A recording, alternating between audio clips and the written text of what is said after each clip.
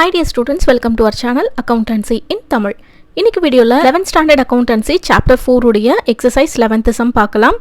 Show the direct ledger postings for the following transactions. அதாவது ledger posting மட்டும் கேட்டிருக்காங்க. journal நம்ம போட வேண்டாம். 2017 June 1 Raja commenced business with cash 50,000 rupees. நம்ம டைரக்டா லெட்ஜரும் போஸ்ட் பண்ணலாம். உங்களுக்கு ஈஸியா இருக்கணும்ன்றதுக்காக நான் ரஃபா journal போட்டிருக்கேன். அதை பார்த்துக்கோங்க. Cash account debtor to Raja's capital account 50,000 rupees. June 6 sold goods for cash. So cash account debtor to sales account 8,000 rupees debit and credit la podunga. June 8 sold goods to Devi on credit 9,000 rupees. So Devi account debtor to sales account in varum liya 9,000 rupees debit and credit la podunga. June 15 goods purchased for cash rupees 4,000. So purchase account debtor to cash account 4,000 rupees debit and credit la podunga. June 20 goods purchased from Shanti on credit rupees 5,000. So purchase account debtor to Shanti account அப்படின் வரும் 5,000 rupees debit and creditல போடுங்க. இப்போ நம்ம cash accountக்கு ledger போடணும், capital accountக்கு போடணும், sales accountக்கு ledger போடணும், தேவி accountக்கு and purchase account இருக்கு, Shanti account இருக்கு. இப்போ இந்த 6 accountsக்கும் நம்ம ledger போடணும். ஓகேவா? First cash accountக்கு ledger போட்டுறலாம். கேஷ் அக்கௌண்ட்டுக்கு தான் லெட்ஜர் போடுறோம் இல்லையா? ஸோ ஃபஸ்ட் ட்ரான்சாக்ஷனில் கேஷ் அக்கௌண்ட் கூட ராஜாஸ் கேபிட்டல் அக்கௌண்ட் இருக்குது. கேபிட்டல் அக்கௌண்ட் கிரெடிட் சைடில் இருக்குது. அப்போ நம்ம டெபிட் சைடில் போஸ்ட் பண்ணணும். கேஷ் அக்கௌண்ட்டில் பாருங்கள், டெபிட் சைடில் 2017 June 1 to Raja's capital account 50,000 rupees போட்டாச்சு. June 6 கேஷ் அக்கௌண்ட் கூட சேல்ஸ் அக்கௌண்ட் இருக்குது. சேல்ஸ் அக்கௌண்ட் கிரெடிட் சைடில் இருக்குது. அப்போ நம்ம டெபிட் சைடில் போஸ்ட் பண்ணணும் இல்லையா? டெபிட் சைடில் June 6 to sales account 8,000 rupees போட்டாச்சு. நெக்ஸ்ட்டு June 15 கேஷ் அக்கௌண்ட் கூட பர்ச்சேஸ் அக்கௌண்ட் டெபிட் சைடில் இருக்குது. அப்போ நம்ம கிரெடிட் சைட் போஸ்ட் பண்ணிடலாம். கிரெடிட் சைடில் 2017 June 15 by purchase account 4,000 rupees போட்டாச்சு. நெக்ஸ்ட்டு இப்போ நம்மளுக்கு டெபிட் சைடில் 58,000 இருக்குது. இந்த 58,000லேருந்து கிரெடிட் சைடில் ஒரு 4,000 இருக்கா, மைனஸ் பண்ணிங்கன்னா 54,000 வரும். இந்த 54,000 தான் June 30 by balance carry down அப்படின்னு போடணும். இப்போ நமக்கு இது ரெண்டுத்தையும் ஆட் பண்ணால் 58,000 ரெண்டு சைடும் ஈக்குவலாக வந்துடும் டோட்டலில். இப்போ பேலன்ஸ் கேரி டவுன் கிரெடிட் சைடில் இருக்கிறதுனால டெபிட் சைடில் ப்ராட் டவுன் பண்ணிடலாம். July 1 to balance brought down 54,000 rupees.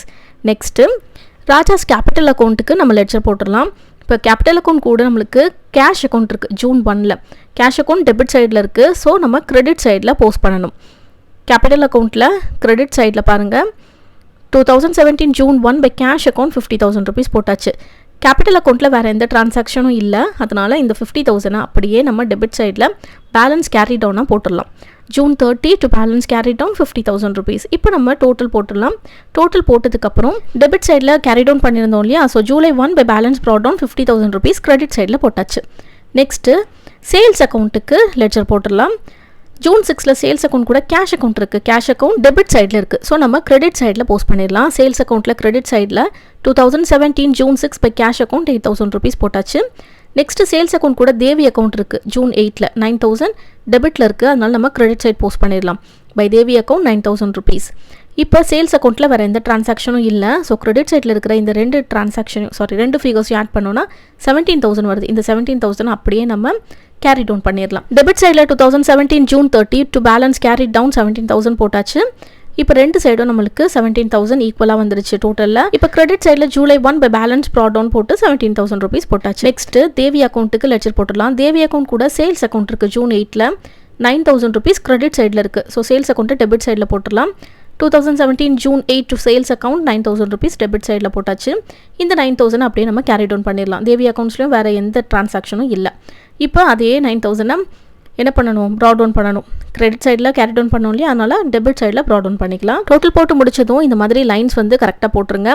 Next purchase அக்கௌண்ட்டுக்கு லெட்ஜர் போட்டுடலாம். பர்ச்சேஸ் அக்கௌண்ட் கூட கேஷ் அக்கௌண்ட் இருக்குது. June 15 கேஷ் அக்கௌண்ட் கிரெடிட் சைடில் இருக்குது 4,000 rupees. அப்போ நம்ம டெபிட் சைடில் போஸ்ட் பண்ணணும். அதே மாதிரியே June 20 பர்ச்சேஸ் அக்கௌண்ட் கூட சாந்தி அக்கௌண்ட் இருக்குது. சாந்தி அக்கௌண்ட்டுமே நம்மளுக்கு கிரெடிட் சைடில் தான் இருக்குது. இது வந்து நம்மளுக்கு 5,000 rupees. ஸோ இந்த 4,000 5,000 ரெண்டுத்தையுமே டெபிட் சைடில் போஸ்ட் பண்ணணும். பர்ச்சேஸ் அக்கௌண்ட்டில் டெபிட் சைடில் 2017 June 15 to cash account 4,000 rupees. June 20 to Shanti account 5,000 rupees. Purchase அக்கௌண்ட்டில் வேறு எந்த என்ட்ரிஸுமே இல்லை. அதனால் ரெண்டுத்தையும் ஆட் பண்ணோம் அப்படின்னா நமக்கு 9,000 வருது.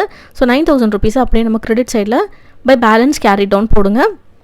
June 13 டேட் போடுங்க. 9,000 rupees போட்டுட்டு டோட்டல் போடுங்க. டோட்டல் போட்டுட்டு கேரி டவுன் வந்து நம்ம கிரெடிட் சைடில் போட்டோம் இல்லையா, டெபிட் சைடில் ப்ராட் டவுன் பண்ணிடலாம். July 1 to balance brought down 9,000 rupees.